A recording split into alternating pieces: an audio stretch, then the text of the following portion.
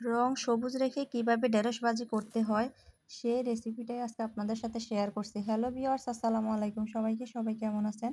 আশা করছি সবাই ভালো আছেন। আমিও আলহামদুলিল্লাহ ভালো আছি। প্রথমে আমি ঢেঁড়সগুলো ধুয়ে কেটে নিব। একটু মোটা মোটা করে কাটতে হবে, বেশি পাতলা করলে আঠা আঠা হয়ে যায়। চুলায় প্যান বসিয়ে দিয়েছি পরিমাণ মতো তেল, পেঁয়াজ কুচি, তারপরে 4-5টা কাঁচামরিচ একটু মাঝখান দিয়ে কেটে নিয়েছি।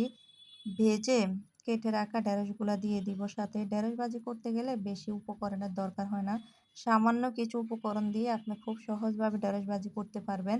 খেতে অসম্ভব মজা হয়। তারপরে দিব একটু লবণ, দিব একটু হলুদের গুঁড়া, একটু নেড়ে দিব। ঢেঁড়স ভাজিটা এভাবে করলে আমার মনে হয় একটু খেতে বেশি ভালো লাগে। জরে হয় অনেকটা, আঠা আঠা হয় না। একটু মোটা করে কাটার চেষ্টা করবেন, তাহলে আঠা আঠা হবে না ঢেঁড়সটা। ভালোভাবে নেড়ে ছেড়ে দিব। দেখতেই পাচ্ছেন ঢেঁড়স ভাজিটা কতটা জরে হয়েছে। এখনই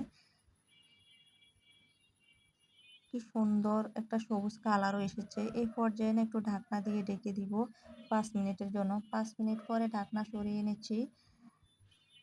ঢেঁড়স ভাজিটা অনেকটা কমে গিয়েছে, মানে প্রায় অনেকটা সিদ্ধ হয়ে গিয়েছে। 100% থেকে 80% সিদ্ধ হয়ে গিয়েছে। এই পর্যায়ে আমি অনেকক্ষণ নাড়াচাড়া করে নিব। একটু সময় নিয়ে ভাজতে হবে। দেখতে পাচ্ছেন কালারটাও কি সুন্দর এসেছে, একটু কালার নষ্ট হয়নি। এভাবে আপনারা ঢেঁড়স ভাজি করে খেয়ে দেখবেন, খেতে অসম্ভব মজা হয়। ঢেঁড়স ভাজিটা আমার হয়ে গিয়েছে। এদিক দিয়ে আমি আবার পরোটা বানাইতে গেছি সকালবেলায়। তারপর একটু দুষ্টুমি করে না গোল করতে গিয়েছিলাম। আচ্ছা যাই হোক, সেই ভিডিওটাও আপনাদের সাথে শেয়ার করে নিলাম কিভাবে রুটিটা গোল করতে হয়। রুটিটা সুন্দর আমার একটা গোল হয়নি।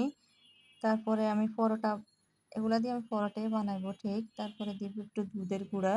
দুধের গুঁড়া দিলে নাকি পরোটা খেতে বেশি ভালো লাগে। আমি আসলে এটা কখনো ট্রাই করি নাই, আমিও ভিডিওতে দেখেছিলাম একজনের, তাই আজকে ট্রাই করেই ফেললাম। খেতে একদমই খারাপ লাগে নাই, ভালোই লেগেছে। তারপর পরোটাটা আমি 4 ভাঁজ করে বেলে নিয়েছি। পরোটা বানানো আমার প্রায় শেষ হয়ে গিয়েছে। বানানো শেষ হলে আমি পরোটাগুলো উল্টিয়ে নিব। চুলায় প্যান বসিয়ে দিয়েছি, তারপর পরোটা ভাজতে শুরু করছি। পরোটা আমি 3টা পরোটা বানিয়েছি। আমার বোন, আমি, আমার মেয়ে। বড় মেয়ে তো স্কুলে ছিল, ছোট মেয়ের জন্য একটা বানিয়েছি।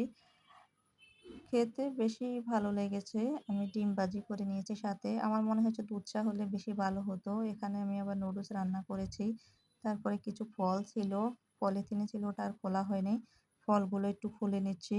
ভিডিওটি ছিল এই পর্যন্তই। সবাই ভালো থাকবেন। আল্লাহ হাফেজ।